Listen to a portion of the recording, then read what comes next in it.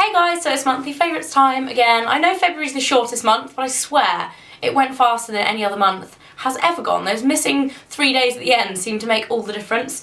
But anyway, this month I have quite a few makeup bits and pieces to show you. I seem to go through phases with like skincare or fragrance and stuff. This month is pretty much all about the makeup. I do have a fragrance and a nail polish, but mainly makeup. The first thing that I've been loving is my Stila Written in the Stars palette. I picked this up after Christmas. It was a Christmas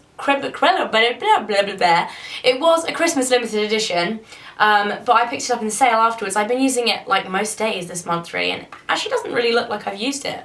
The eyeshadows look like they're going to last pretty well. I've really been loving these two pinky colours, and normally pink eyeshadow is something I tend to avoid quite a lot. I don't know why. Well, I do know why, because it makes your eyes look red and kind of sore, but if you wear it in the right places, it can look really, really good, and I really like it. I love this plum colour as well, the dark browns, just all of them really. It's just a really good palette of neutrals. I picked it up. I can't remember exactly how much it was. I think it was about £10. Around that mark anyway, it was in the sale, but great little palette, and I've been loving it and using it all the time, and it's a star as well, and I love stars. Another thing that I've been loving this month is something that I hadn't used since I must have been about 15, and I think I stole a bottle of this, or a tube of this, off my mum. It's Clarins Beauty Flash Balm, and it's one of those kind of cult products that a lot of people use. It's a primer essentially, but it's more of a kind of moisturiser slash primer. You can wear it on its own.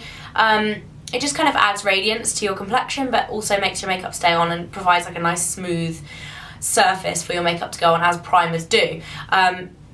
I got given this at Christmas and was like, I'll just give it a go. I haven't used it in ages. Love it. I've been using it every day. I feel like it's a lot more moisturising than my other primers that I've used, and I feel like it actually kind of makes a difference to how your face looks without makeup. So if you want to have a day where you don't wear makeup, I feel like this really helps, and you know, helps your face look fresh and happy and nice, and it smells nice too. So Clarins Beauty Flash Balm is good. One tip with this, make sure you don't rub it in, kind of smooth it on, which you should do with all primers as well, because if you kind of rub them, it can affect the smooth surface that they leave, and this in particular I think can go a little funny when you rub it in. So smooth it onto your face. That is that one. Other face products I've been loving, my Tarte Amazonian Clay blusher. This is actually a gift from my friend Alison, or Amerique, quite a long time ago. I can't remember whether she gave it to me.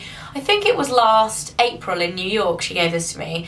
And I tried it a couple of times and I wasn't really that impressed with it to start off with. But for some reason the last couple of months I just decided I'm going to use it again, and it's been constantly in my makeup bag. I've used it pretty much every day. It's a gorgeous, this colour is Dollface, which is a beautiful kind of Barbie blush pink, really pretty. The thing that is amazing about these is their staying power. They stay on for ages. I think they're meant to be a 12-hour blush. They're really good. The packaging is kind of funny, like it kind of reminds me, it's a bit like Polly Pockety, if you know what I mean. It's quite chunky, but it does feel quite substantial. It's quite heavy.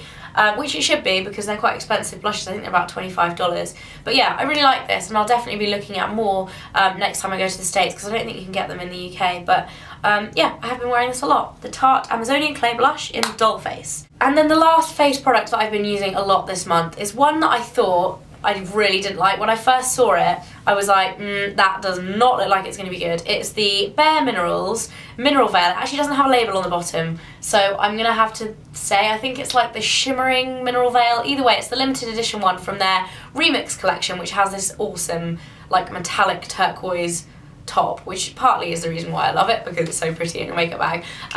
But it is like the super shimmery, golden bronzy looking powder. I thought when I saw this, oh my god, this is going to be like disco ball face, totally unwearable, but it's so pretty when you blend it in, and you can actually do it with your finger on your hand as well. So if you go into a shop and want to try it out, you can actually see, once you start blending it in, it just leaves this really beautiful, radiant finish to the face. I love the original Mineral Veil. It kind of did the same thing, but with a lot less shimmer. I think this is amazing for summer and springtime as well, when you want that kind of really radiant, dewy kind of complexion.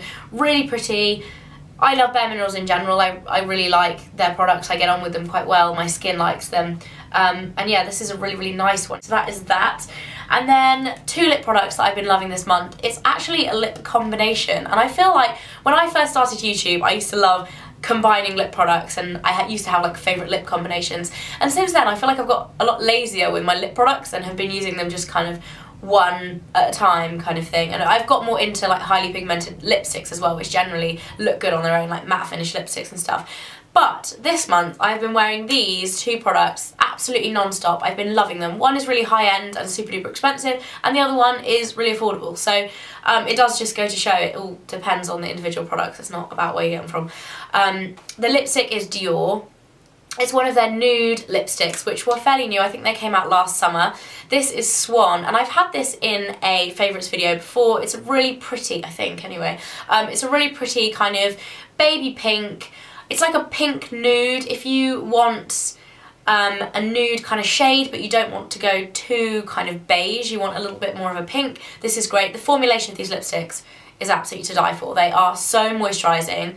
They smell lovely, and they're just so moisturising, so smooth on your lips. They really are lovely, and they, on their own, they do actually have a really nice kind of satin finish. I really like them a lot. As you can tell, I've kind of used up a lot of this. I'm like halfway through the Dior, which makes me sad because I like those little engraving things on lipsticks, but love this. Anyway, that's the lipstick, and then on top of that I've been putting Topshop's lip glaze in Dash, and I absolutely love the Topshop lip glosses. For some reason I couldn't find them on their website last time I looked though, so I'm hoping they haven't discontinued these. If they have, that sucks because they are really, really good.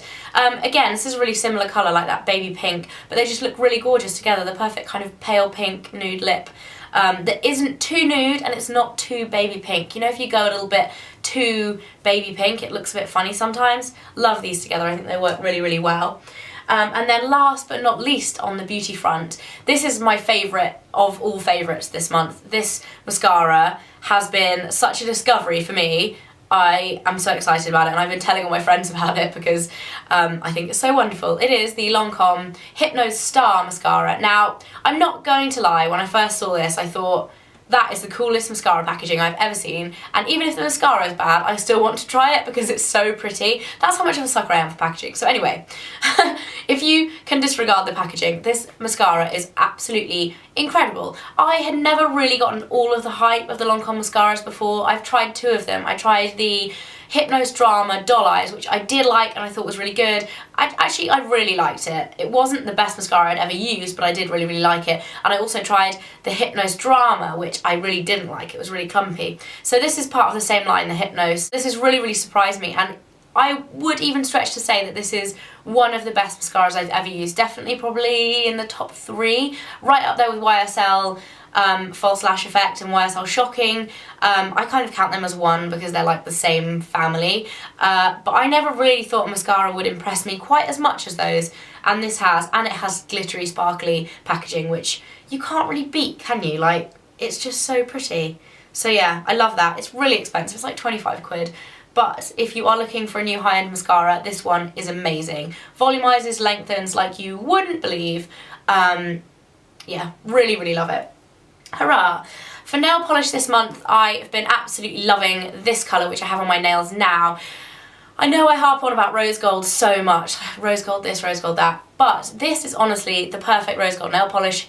I look for rose gold nail polish all the time because I love rose gold so much. I feel like I'm constantly like looking for the perfect one. Orly's Rage is really nice, but it's a little bit too textured for me, and then any other ones that I've tried have been a little bit too coppery, so slightly too orange. This is just a very, very subtle rose gold. It's not too in your face, but what I love the most about this is that it's so flattering on your skin tone. A lot of metallic nail polishes can be really harsh. If you go for a really bright gold or a silver, they can be really contrasting against your skin tone.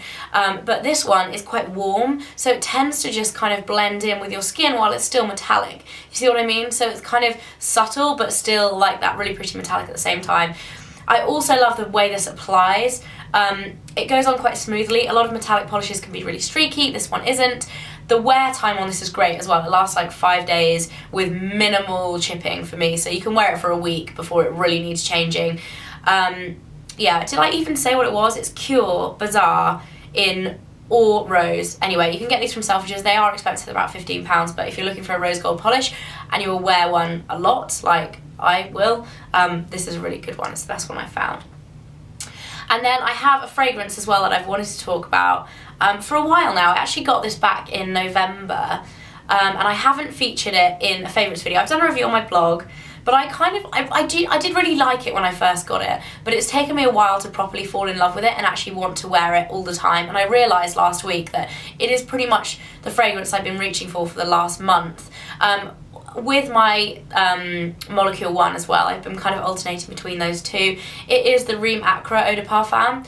I actually got this around the same time that I ordered my wedding dress. My wedding dress is from the same designer, Rime Acra, and I got it in New York, so it was kind of like a special perfume for me. Like, I really wanted to like it, and I did like it, but it's taken me a while to really fall in love with it. It's definitely a lot more of a grown-up fragrance than I am used to wearing, but it's still quite sweet. I think you really have to smell it to kind of understand it. It is quite kind of sensual and musky, but again, still quite sweet, very wearable. Every time I spray it, I must admit, it makes me a little bit excited for my wedding dress and going to pick up my wedding dress. So yeah, I love that Rime Acra, and I will be wearing it for my wedding day, maybe. I haven't quite decided yet, but this is definitely one of the contenders for my wedding day scent.